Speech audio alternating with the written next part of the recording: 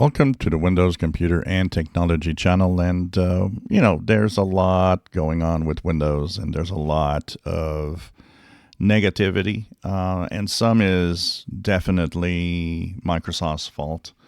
There's definitely things in Windows that are really crappy. I hate the fact that Microsoft is using Windows, and that started pretty much in Windows 10, has an add device. So for all other services where you get, if you don't change some of the settings, you get ads for Microsoft services everywhere. And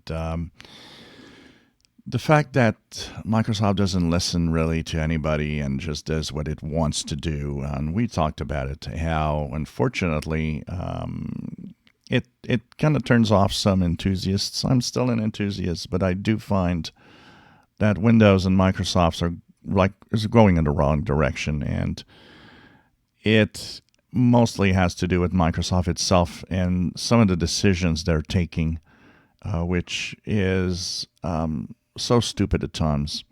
So I'm going to share a video where it's kind of interesting. Go and check it out. He's, of course, a ex-Microsoft employee, and he did he was an ex-engineer.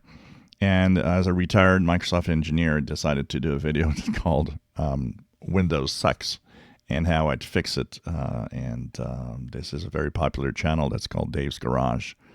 So this is something that you might want to look at if you rage from day to day with Microsoft.